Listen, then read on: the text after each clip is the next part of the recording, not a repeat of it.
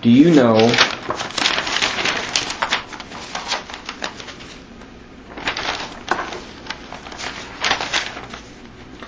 let me go back to a couple things that I noted while you were talking to Yuri. I was just sitting here kind of watching you. You said Lauren works with you? No, Lauren, Annie. Annie works with you. Lauren used to work with me. What's Annie's last name? Downing. And her connection to this is what? They're friends. I've been friends for years. What has gone on conversation-wise between you and Annie since all this has made national press and nightly? We actually speak very little of it recently. She'll say, can you believe what's going on as far as Casey being indicted and whatnot, and stuff like just current events really on it. I mean, you were doing our job. Is there anything that's come out of her mouth or anything you think we maybe need to know and maybe go reapproach her about? No, we speak very little of it. Whatever we talk about is just whatever's open to the public. Like, the last thing we talked about was her, having been indicted on those charges.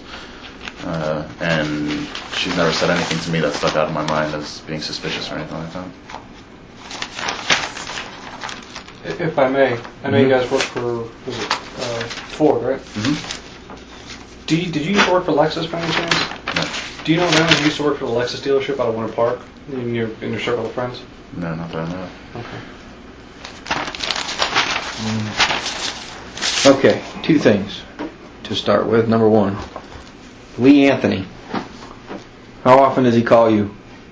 Not anymore. When was the last time I talked to him? It's probably been over a month and a half. Has Lee Anthony done anything to try to alter your testimony or get you to stop cooperating with us? Yeah, he's never said anything to me to omit anything. He's not said anything like that. Did you talk to Lee Anthony the day of your polygraph with the FBI? No, I did not. No. No, I don't think so. All day long you didn't speak with him that you can remember. He wasn't interested in what you may have said or what you were going to say to the FBI. I don't think he knew I was going to take one. He didn't know. I don't think he did. I'm just putting it up so I don't forget to ask you about it. Okay.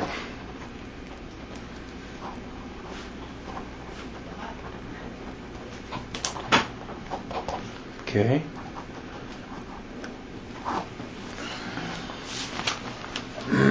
They discussed, now that I mentioned that polygraph, they discussed a few things, results from that polygraph that were interesting to them, correct? To the FBI agents? Mm-hmm. Mm-hmm. What were they? Do you mind telling us? I don't want to discuss that, no. You don't want to discuss that? No.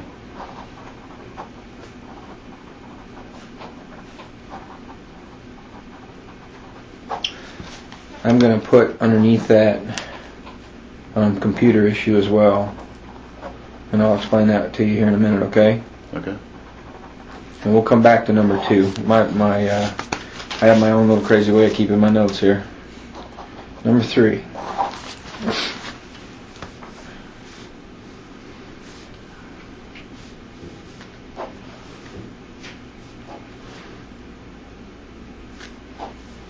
You had mentioned something to them, though, in regards to Kaylee falling asleep, or Casey falling asleep, and Kaylee moved her legs or something while she was sleeping on her. She kind of lost it about that. Do you remember that event? It wasn't uncommon. I mean, Kaylee would lay on her lap, and while she was trying to fall asleep, I guess she would kick around or fidget a little bit. And Well, Casey was trying to fall asleep. No, Kaylee. Okay. While Casey was trying to put Kaylee to bed, Kaylee would be fidgeting, or I guess would be the best word for it, and Casey would just get really strict and stern with her, which, I don't know, I guess to me that's the only thing that stood out as being, a little over the top. But So she had a hard time falling asleep, the child did? The reason I ask you that is I have an 18-month-old myself, and we play hell every night. And he kicks and moves, and it's a long process to get that child to sleep. Yeah, well, I mean, I don't really blame Kaylee, because she's trying to put her to sleep in our living room while we're watching TV, and of course she's going to be interested in what's going on rather than getting to bed, so. But she wouldn't go to sleep. I mean, she eventually did, yeah. Yeah. Maybe after half an hour or so she'd be asleep.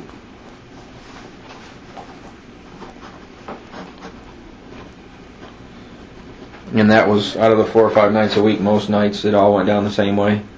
Or pretty much, for the most part. I mean, sometimes I would get home and she would already have the child asleep. Because she would come to my work, get my garage door open there, and wait for me at home or whatnot. So. Okay. Did she have keys to your apartment? Your home? Not that we're getting to her. In the time that she stayed with you and Amy, back in end of June, beginning of July, did she have keys coming in and out then, or? No, none that were given to her. I mean, my roommate JP had lost his keys to his car, which had the house key. He never found them. I mean, since then we've kind of assumed she may have taken them, but we can't confirm that or anything. How about Vicky Aleman? Alemen. Do you know that name? Ring a Never bell? heard of that name. Apparently she's supposed to be a friend that lives in Sawgrass. I have not heard that name. Do you know anybody else that lives over there in Sawgrass? I don't even know where that is. I don't know anyone who lives there.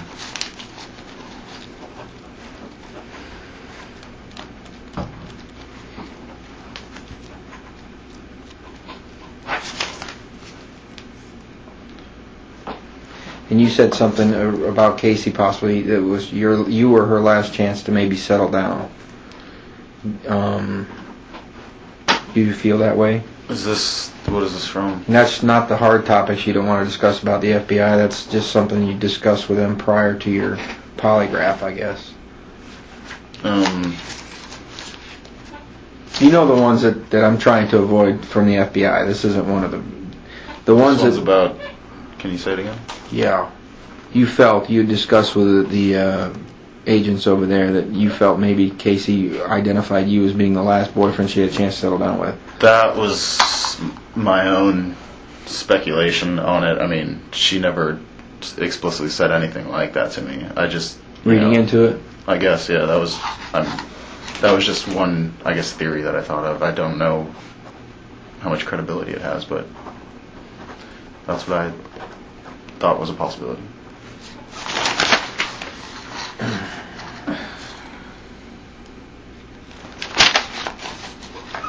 Can I go off tape for a minute? I have to take a break. Yeah, sure. You mind? You have to go to the bathroom? No, I'm good. Okay. We'll go off tape. Time's 1:22.